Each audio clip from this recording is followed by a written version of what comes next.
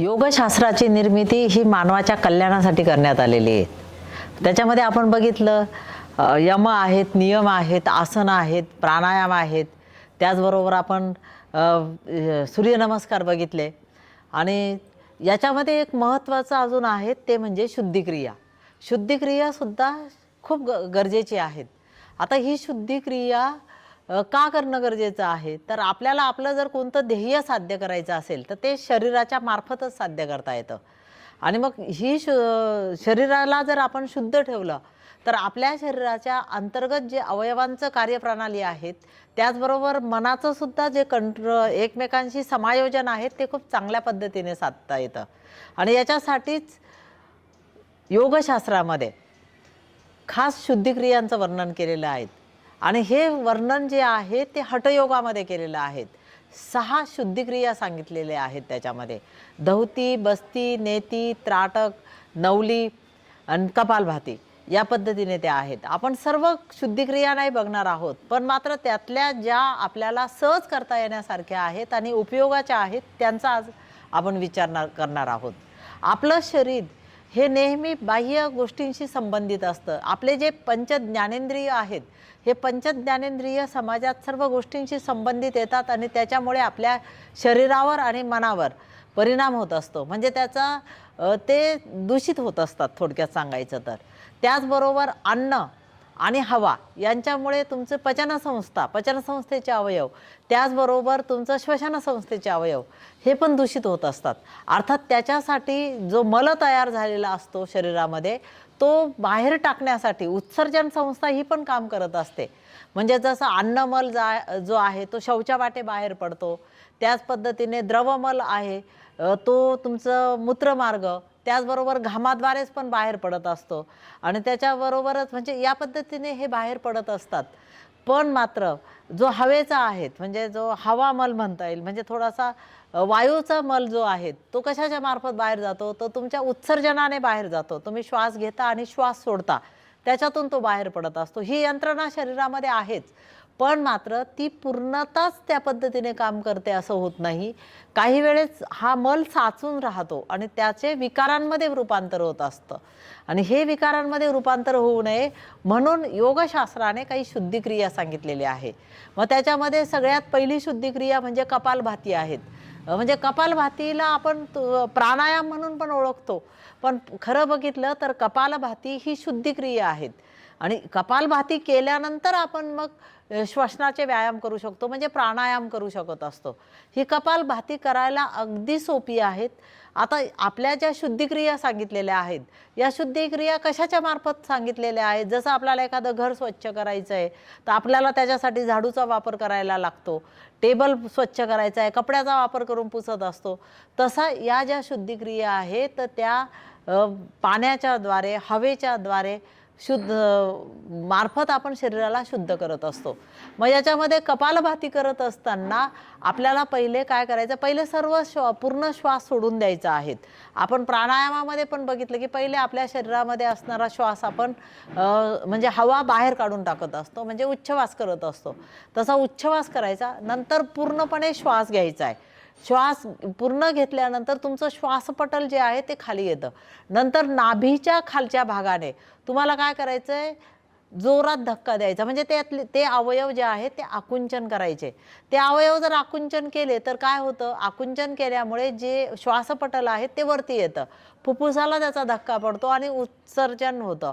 मग हे कसं होतं, तर तुमच्या म्हणजे जे हवा आहे ती बाहेर पडते.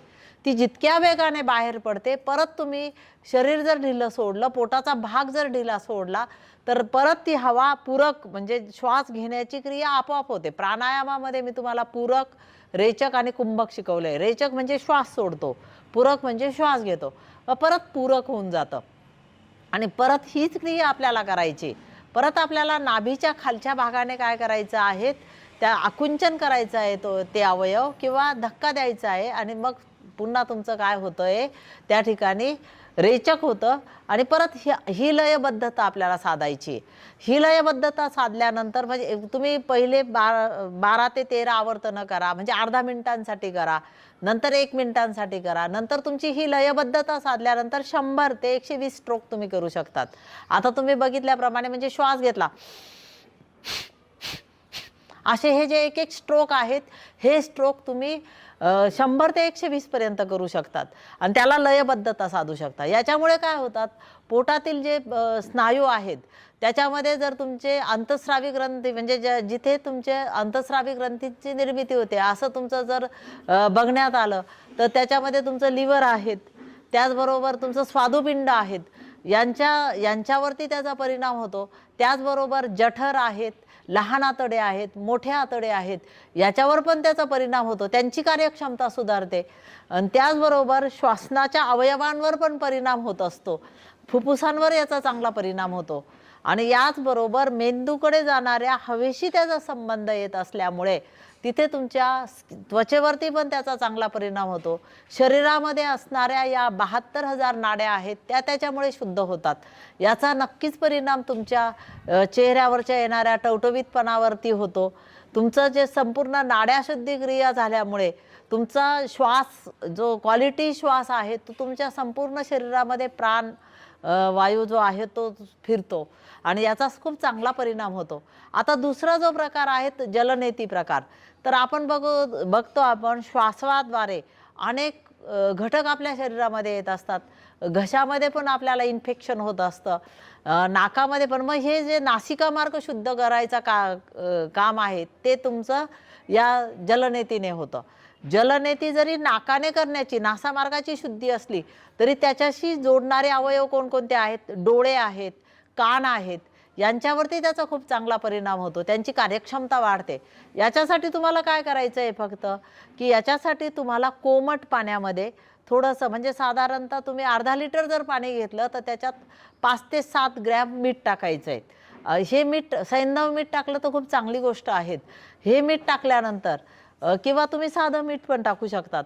हे मीठ टाकल्यानंतर आपल्या नाकाच्या आतल्या पोकळ्यांना जे सहन होईल अशा तापमानामध्येच ते पाणी ठेवायचं आहे. नंतर तुम्ही ते जे जलनेती पात्र मिळतं ते धातूचं पण मिळतं आणि प्लॅस्टिकचं. आता सध्या प्लॅस्टिकचे पात्र भरपूर प्रमाणात आहेत, त्याच्यामध्ये ते पाणी घ्यायचं आहे. पण मात्र याच्यात एक काळजी आपण आदल्या दिवशी घेऊ शकतो की नाकामध्ये 2-2 थेंब तुमचं गाईचं तूप टाकायचं आहे. ते तूप टाकल्यामुळे तिथलं काय होतं, त्या ठिकाणी तुमचं जे श्लेष्मलता वाढते आणि त्याच्यामुळे हे जे पाणी आपण घेतो ते सहज बाहेर पडतं. मग ही जलनेती करत असताना तुम्ही कधी नाकाने पाणी पिलेलं आहेत का? नाही पिलेलं ना, तोंडानेच पाणी पितात. पण नाकाने पाणी पिणं हे तोंडाने पाणी पिण्यापेक्षा सोपं आहे. काय करायचं, नाकातून त्या तोटीने जे पुढचं टोक आहे जलनेती पात्राचं त्याच्यातून नाकाने पाणी आत घ्यायचं आहे आणि नंतर आपण गिळण्याची जशी कृती करतो, जसं तोंडातून पाणी घेताना असं गिळण्याची कृती करतो, तसंच आपल्याला काय करायचं आहे, ते पाणी गिळायचं आहे, ते आपोआप आतमध्ये जातं. याच्यामुळे तुमच्या घशाची शुद्धी होते. आणि त्याच्यानंतर आता आपल्याला जलनेती करायची. ती कशी करायची, तर दोन्ही नासिका मार्ग आपल्याला स्वच्छ करायचे.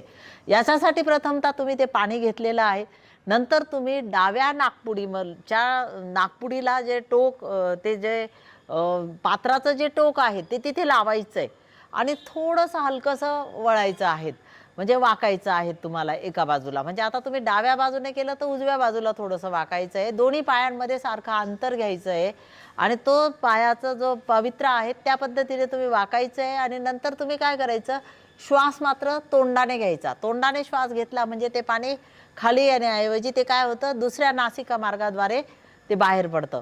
म्हणजे या पद्धतीने डाव्या नाकपुडीने तुम्ही पाणी घेऊन ते उजव्या नाकपुडीने बाहेर पडतं. नंतर ती कृती झाल्यानंतर उजव्या नाकपुडीने घ्यायचं आणि डावीने बाहेर सोडायचं. या पद्धतीने तुम्ही कृती करू शकतात. याच्यामुळे तुमचे नासिका मार्ग स्वच्छ होत असतो. पण याच्यात एक गोष्ट अशी पण होते की तुमच्या सायनसमध्ये वगैरे काही पाणी राहू शकतं, तुम्ही पूर्णच पाणी बाहेर काढाल असं नाही आहे. मग त्याच्यानंतर पश्चात्कर्म करायचं, थोडंसं पायांमध्ये अंतर घेऊन तसंच राहायचं, थोडं खाली वाकायचं आणि खाली वाकल्यानंतर मानेला असं दोन्ही बाजूंनी हेलकावे देत ते पाणी तुम्हाला बाहेर काढायचं. किंवा सूर्यनमस्कार स्थितीमधली 2ची जी स्थिती आहे, तुम्ही मान म्हणजे म्हणजे तुमचं पादहस्तासन जी कृती आहेत, तर त्याच्यामुळे तुम्ही कमरेतून पुढच्या बाजूला वाकत फक्त मान खाली ठेवायची, नाकातून आपोआप पाणी पडतं. त्याचबरोबर अजून एक तिसरा प्रकार आहेत योगमुद्रामध्ये, म्हणजे वज्रासन योगमुद्रा प्रकार 1 तुम्ही जर केला तर त्याच्यामध्ये काय करायचं, तुम्ही वज्रासनामध्ये बसायचं आणि त्याच्यात वज्रासन योगमुद्रा प्रकार 1 मध्ये तुम्ही पोटापासून पुढचा भाग खाली वाकवायचा आहे, आपाप नाकातलं पाणी बाहेर पडतं. हे पश्चात्कर्म करणं खूप गरजेचं आहे. जर सायनसमध्ये जर पाणी राहिलं तर त्याच्यामुळे तुम्हाला अनकम्फर्टेबल होऊ शकतं, म्हणजे अस्वस्थता वाटू शकते. याच्यासाठी ही कृती करणं गरजेचं आहे. बरं, ही जी शुद्धिक्रिया कपालभाती तुम्ही रेग्युलरली करू शकता, पण जलनेती असू द्यात, याच्याबरोबरच सूत्रनेती आहेत. सूत्रनेती प्रकार जो आहे तो आता सूत्र कोणी तयार केले जात नाही, तर मग रबर नेती केली जाते. म्हणजे त्या रबरच्या साह्याने ते एका नाकपुडीतून टाकायचं, दुसऱ्या नाकपुडीतून काढायचं, दुसऱ्या नाकपुडीतून टाकायचं, म्हणजे उजवीतून टाकलं तर डावीतून काढून फक्त ते असं गोल फिरून घ्यायचं. याच्याने पण नासिका मार्गाची स्वच्छता होऊ शकते. दंडनेती म्हणतात, जलनेती म्हणतात, या पद्धतीने तुम्ही करू शकतात. कारण सूत्रनेतीचं स्वच्छता ह्या गोष्टी पण खूप पाळणं गरजेचं आहे. सूत्रनेतीऐवजी तुम्हाला त्या ठिकाणी तुम्ही एक रबरचं जे आहेत ते तुम्ही वापरू शकतात. रबरचे ते मार्केटमध्येच त्या पद्धतीने मिळतात. आता हे झालं जलनेती, सूत्रनेती आणि दंडनेतीबद्दल. अजून ज्या शुद्धिक्रिया आहे भस्त्रिका पण मी मागच्या आपल्या सेशनमध्ये जेव्हा प्राणायामाचं सेशन घेतलं त्याच्यामध्ये भस्त्रिकाचं सांगितलेलं आहे. ही पण एक शुद्धिक्रिया आहे. जलकपालभाती ही एक शुद्धिक्रिया आहे. जलकपालभातीमध्ये काय करायचं आहे, तुम्हाला तोंडाने पाणी प्यायचं आणि नाकाने ते बाहेर काढायचं आहे. याच्यासाठी सुद्धा तुम्हाला जे पाणी आहे ते तुम्ही जलनेतीसाठी करतात त्या पद्धतीनेच कोमट पाणी, त्याच्यामध्ये मीठ टाकायचं आहे. मिठाचं प्रमाण अर्धा लिटरला 5 ते 7 ग्रॅम असं टाकायचं आहे आणि त्याच्यानंतर ते पाणी तोंडाने प्यायचं. कमरेतून दोन्ही पायांमध्ये स्टान्स घ्यायचा, कमरेतून पुढच्या बाजूला अशा पद्धतीने वाकायचं की ते पाण्याला जो प्रवाह आहे, उताराच्या दिशेने पाणी जात असतं, तर ते नाकाकडून येऊन ते खाली पडेल या पद्धतीने. जेव्हा नाकाकडून ते खाली पडतं त्यावेळेस तुम्हाला आतून पण ते पाणी, म्हणजे उच्छ्वास असा करायचा नाकाने की ते पाणी बाहेर पडेल. अशा पद्धतीचे हे जलकपालभाती आहे. याच्यामुळे काय होतं, तुमच्या शरीरांतर्गत जी स्वच्छता आहे ती खूप चांगल्या पद्धतीने होत असतात. अनेक प्रकारची अस्वच्छता साठून, मल साचून आपल्या शरीरामध्ये ज्या वेगवेगळे विकार निर्माण होतात, आजार निर्माण होतात, ते राहत नाही. डोळ्यांचं आरोग्य चांगलं राहतं, कानांचं आरोग्य चांगलं राहतं, श्वसनक्रियेच्या अवयवांचं आरोग्य चांगलं राहतं, पचनक्रियेच्या अवयवांचं आरोग्य चांगलं राहतं, एकाग्रता साधता येते आणि यामुळे आपण आपलं कोणतंही काम चांगल्या पद्धतीने करू शकतो. यासाठी शुद्धिक्रियांना योगशास्त्रामध्ये फार मोठ्या प्रमाणात खूप चांगलं महत्त्व आहे. आता याच्यामध्ये आपली रोज स्वच्छता होतेच आहे. अन्नमल शौचावाटे बाहेर जातो, पण ते शौचाला पण व्यवस्थित होणं गरजेचं आहे. त्यासाठी तुम्ही ती शुद्धिक्रिया म्हणजे त्याच्यासाठी तुम्ही काही प्रयत्न करू शकतात. काही आसनं प्राणायामाने पण ती शुद्धिक्रिया व्यवस्थित होते. म्हणजे आसनांनी म्हणजे अन्नमल शुद्धिक्रिया होते. प्राणायामाने काय होतं, तर तुमचे जे वायू म्हणजे जे आहेत तो शुद्ध होतो. उत्सर्जन संस्थेचं व्यवस्थित होतं. म्हणजे तुमचं ज्या पद्धतीने तुम्ही श्वास घेणं, श्वास प्रश्वास यांचा व्यवस्थितपणे संतुलन साधलं जातं आणि त्याचबरोबर जे लिक्विड स्वरूपामध्ये आहेत तर ते याच्याद्वारे मूत्र उत्सर्जनाद्वारे ती शुद्धिक्रिया होत असते. आणि हे आपण जे वेगळे करणार आहोत हे षटकर्मामधले, तर याच्यामध्ये एक गोष्ट लक्षात घ्या, जलनेती आहे स्वतःच्या मनाने करू नका, कोणीतरी तज्ज्ञ व्यक्तींकडून ते शिकून घ्या. कपालभातीसुद्धा तुम्हाला जर प्रॉपर येत असतील, प्रॉपर स्ट्रोक येत असतील तर त्याचा शरीरावर चांगला परिणाम होतो, नाही तर त्याचा नकारात्मक परिणाम पण होऊ शकतो.